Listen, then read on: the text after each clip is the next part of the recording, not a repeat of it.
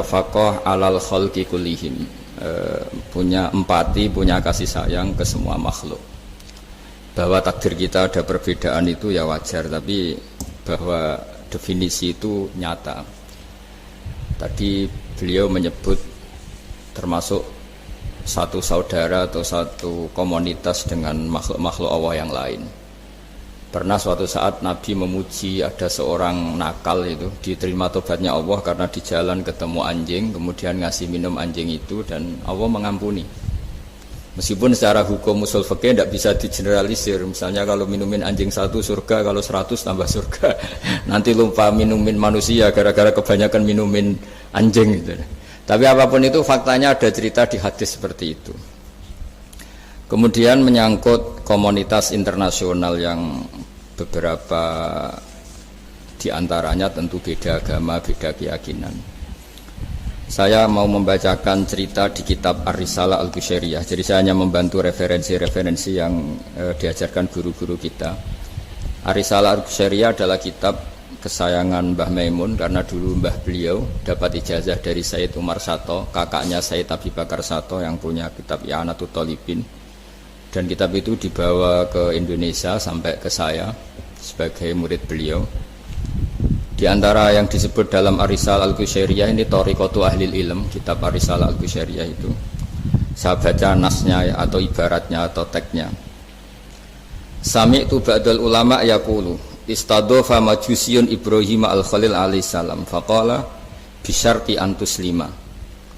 Famarral majusiyu fa'awhallahu ta'ala ilaihi mundu khamsina sanatan nut'imuhu ala kufri falau nawaltahu lukmatan min ghairi antutalibahu bitahyiri dini. Famada Ibrahim alaihi salam ala athari hatta adrakahu wa atadhara ilaihi fasalau anis sabab fadhakara lahu dhalik fa aslamal majusiyu. Jadi suatu saat Nabi Ibrahim itu kan terkenal Abu Duyuf, orang yang mesti menservis tamu-tamu itu. Kita tahu dulu itu tidak ada warung, tidak ada hotel, tidak ada, ya pokoknya tidak ada mall. Sehingga kalau orang pergi itu kelaparan betul itu. Bahwa orang kaya pun kelaparan karena melewati padang pasir itu. Kalau sekarang kan orang mau sowan kiai makan dulu. Karena takutnya di rumah kiai kan makan sungkan, jadi makan dulu nanti di kiainya tinggal pura-pura makan. Kalau dulu memang makan nih tamu itu wajib betul, kalau tidak ya kelaparan betul tamu itu. Sehingga cerita suatu saat di antara tamu itu berakidah, berfaham majusi atau beragama majusi lah gampangannya itu. Terus Nabi Ibrahim nggak mau, saya mau ngasih makan syaratnya Anda harus Islam gitu. Akhirnya orang ini putus asa kemudian meninggalkan Nabi Ibrahim. Saat orang itu meninggalkan Nabi Ibrahim, Allah memberi wahyu ke Nabi Ibrahim. Orang itu umurnya 50 tahun dan dia hidup karena tak kasih makan. Terus kata Allah, mundu khamsina sanatan nut'imuhu ala kufri. Saya yang Tuhan saja ngasih makan dia 50 tahun tanpa syarat dia harus Islam. Kamu baru dimintai makan sehari mensyaratkan Islam. Walhasil terus Nabi Ibrahim ngejar orang majusi itu, terus monggo-monggo makan di rumah saya. Singkat cerita terus orang majusi itu tanya, kenapa Anda berubah pikiran? Terus Nabi Ibrahim cerita bahwa beliau ditegur Allah kemudian harus melakukan itu. Jadi cerita-cerita seperti itu banyak. Dulu kita dengar para kiai sering cerita ketika seorang Yahudi rumahnya diusir Amr bin As untuk pembangunan masjid. Ketika lapor ke Sayyidina Umar, masjid itu yang mengambil tanahnya orang Yahudi harus dikembalikan ke orang Yahudi. Dulu guru-guru kita juga sering cerita Sayyidina Ali itu pedangnya dicuri sama orang Yahudi. Ketika ketemu di pasar atau di jalan, kemudian Sayyidina Ali yakin itu pedangnya, dilaporkan ke Qadhi Syureh. Setelah itu Sayyidina Ali diminta, buktinya apa, saksinya siapa kalau itu pedang Anda? Saksinya Hasan dan Husain. Tapi kata hakim, Sayyid Hasan Husain itu keluarga Anda, tidak sah jadi saksi. Zaman itu Sayyidina Ali masih berargumentasi, waqad qala Rasulullah sallallahu alaihi wasallam Hasanun wa Husainun sayyida syababi ahlil jannah. Tapi kata Imam Sureh tetap standar saksi itu tidak boleh dari keluarga. Singkat cerita, qadhinya itu pakai standar hukum usul fikih, al-qaulu qaulu sahibil yad. Yang dibenarkan adalah yang sekarang megang barang itu. Ketika nggak ada saksi, al-musaddaq, yang dibenarkan al-qaulu qaulu sahibil yad, yang dibenarkan ya yang megang barang itu. Singkat cerita dimenangkan oleh orang Yahudi tadi. Setelah dimenangkan Sayyidina Ali agak kecewa, masa seorang Amirul Mukminin sidang di pengadilan negeri kalah. Tapi orang Yahudi tadi akhirnya insaf, sadar sampai masuk Islam, sampai beliau ngendikan bihada taqumus sama wal ard, karena ini langit dan bumi berdiri karena keadilan itu. Jadi ini cerita-cerita referensi yang bisa menolong teman-teman siapapun berkomunitas internasional. Karena pikiran saya sederhana ya, al ilmu yurisul akhwal, ilmu itu melahirkan sikap. Jadi kalau kita punya referensi yang cukup tentang toleransi, insya Allah kita hidup di mana saja punya toleransi, karena toleransi itu juga ajaran agama. Di antara yang diceritakan para guru-guru kita adalah ketika Nabi mau dibunuh oleh orang namanya Daksur atau Duksur, siapa nggak tahu KTP-nya saya. Kiai-kiai kalau baca Daksur. Ketika beliau sedang santai di satu tempat, tahu-tahu ada orang yang mengambil pedangnya, kemudian bilang, "Mayyam na'uka minni ya Muhammad. Sekarang Anda sama saya berdua, siapa yang bisa menghalangi kamu?" Nabi dengan rileks menghentikan Allah. Kemudian si Daksur ini gemetar, pedang jatuh. Kemudian diambil Nabi. Sekarang ya Daksur, mayyam na'uka minni, yang bisa menghalangi kamu siapa? Orang itu bilang la ahada, tidak siapapun. Nabi dengan gampangnya fa'afa anhu, Nabi memaafkan. Padahal ini jenis harbi, jenis orang yang jelas punya niat bunuh. Terus artinya kita yang ngaji di pesantren, saya ngaji di Mbah Maimun, punya Bapak Kiai Nur Salim, semuanya ngajarkan bahwa di mana-mana perang kekerasan itu ya karena kita diperangin. Udina lil ladzina yuqatalun, karena kita diperangi kita boleh perang. Qatilul ladzina yuqatilunakum. Jadi yang boleh kita perangi ya zaman kayak kita dulu dijajah Belanda, dijajah Jepang zaman itu. Ketika sudah tidak ada penjajahan, ya alasan itu sudah hilang karena mereka tidak merangi kita. Jadi apa ya, perang ya ada konteks rasionalitasnya, damai juga ada konteks rasionalitasnya. Tapi karena kita punya tradisi referensi, teman-teman yang di Jerman tak bantu, tadi ada kitab Arisal Al-Qushairiyah, terus ada beberapa cerita-cerita tadi kayak Daksur. Kalau ayatnya jelas ya, jelas qatilul ladzina yuqatilunakum wa in janahu lisalmi fajnah laha wa tawakkal 'ala Allah.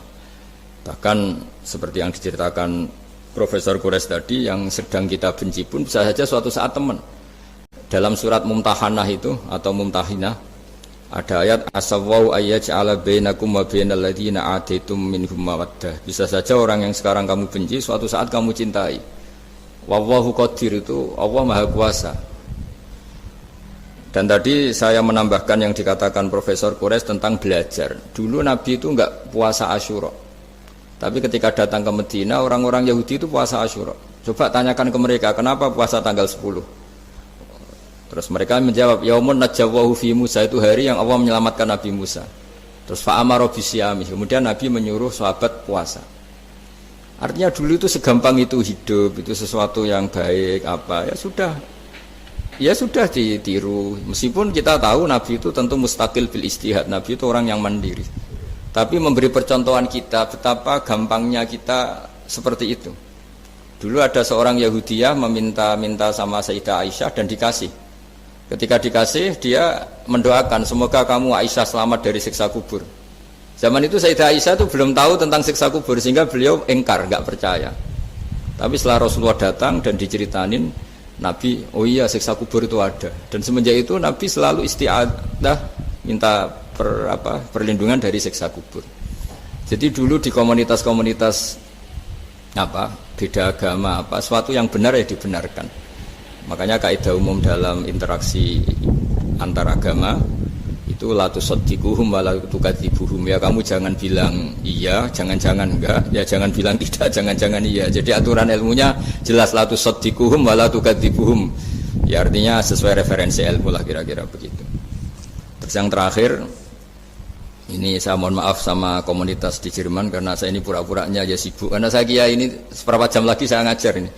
Nanti kalau saya tidak ngajar di sini yang ngundang agak-agak dosa. Jadi supaya sama-sama tidak dosa, ini saya ya nuruti jenengan, tapi ya karena saya ngajar ini juga yang datang orang macam-macam. Ada yang Kalimantan, Sumatera mau ngaji di sini. Ini seberapa jam lagi saya ngaji Sahih Muslim. Yang terakhir ini di halaman Kitabu Adabil Ulfa wal Ukhuwah halaman 285 dalam Ihya juz 2.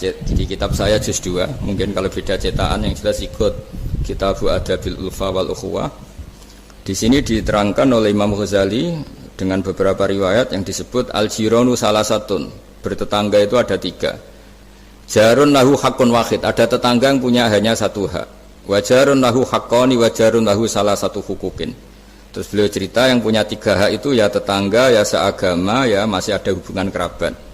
Yang punya 2 hak ya tetangga, ya seagama. Terus wa amal ladzi lahu hakun wahid fal jarul musyrik. Yang punya hak 1 itu tetangga yang beda agama. Jadi intinya tetap dikasih hak meskipun beda agama. Sampai diantaranya disebutkan juga di halaman 287. Imam Ghazali ngendikan, beliau berfatwa dan beliau bercerita, rawahu Umar bin Syu'aib an Nabi an Jaddih anin Nabi. Terus qala Mujahid kuntu inda Abdullah bin Umar wa ghulamun lahu yaslahu syatan faqala ya ghulam idza salakhta fabda bijarinal Yahudi. Abdullah bin Umar itu sedang memasak kambing, atau itu pembantunya ini sedang nguliti kambing. Itu pesannya Abdullah bin Umar, ya ghulam idza salakhta fabda bijarinal Yahudi, nanti jangan lupa tetangga kita yang Yahudi.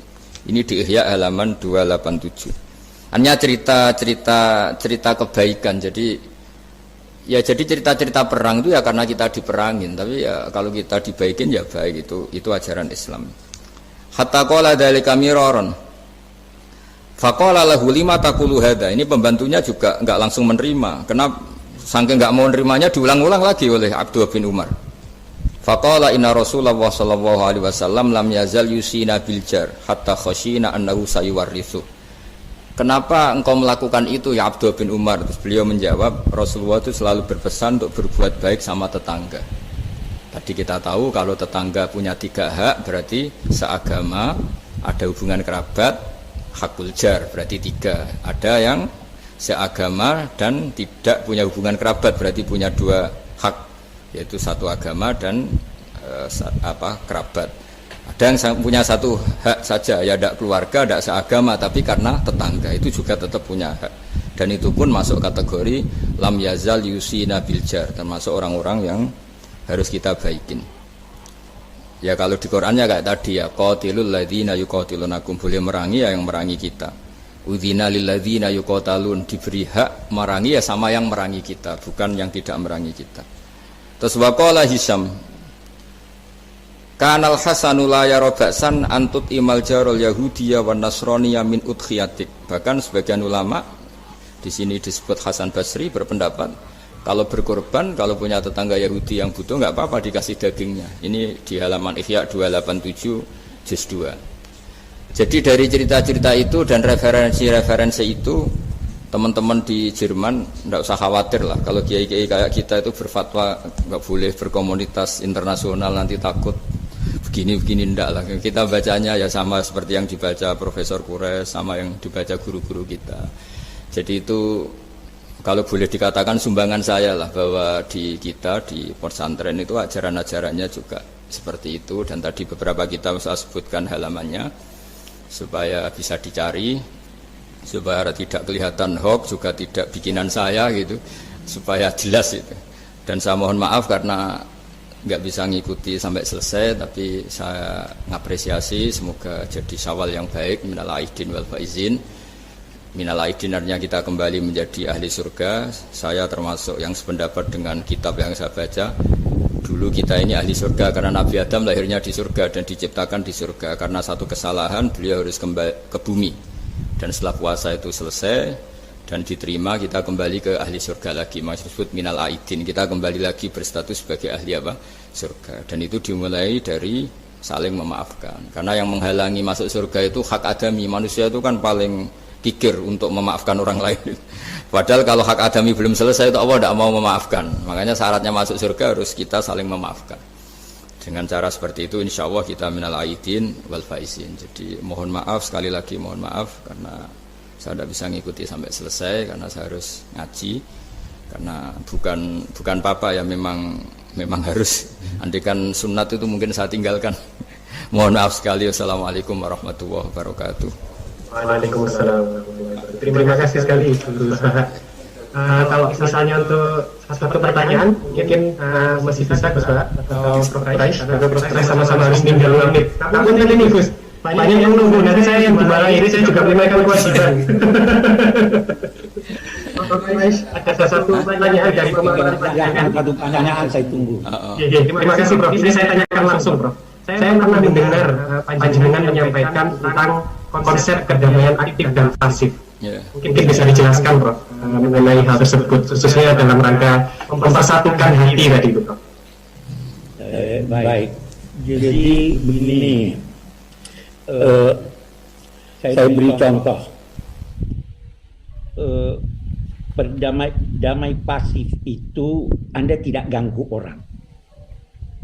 Damai aktif itu Anda memberikan sesuatu yang positif pada orang.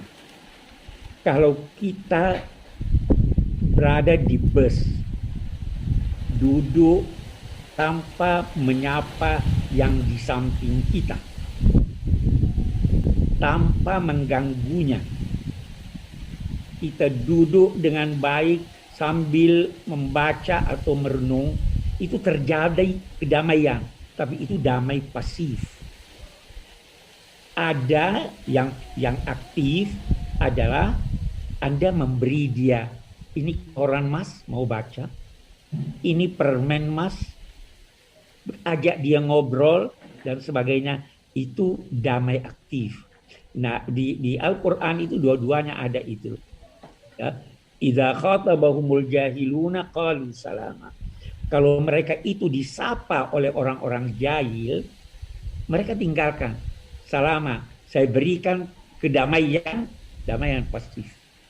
Nah, ya karena itu pesannya, kalau tidak bisa memberi, jangan ambil haknya orang. Kalau tidak bisa memuji, jangan cela dia. Kalau tidak bisa membantu, jangan jerumuskan dia. Itu damai pasif dan aktif. Terima kasih. Terima kasih Prof. Quraish Shihab. Sejatinya kami ingin memohon doa juga, tetapi insya Allah sedikit insya Allah lain kali kita. Ya Prof. Quraish Shihab. Terima kasih sekali. Selalu, Prof.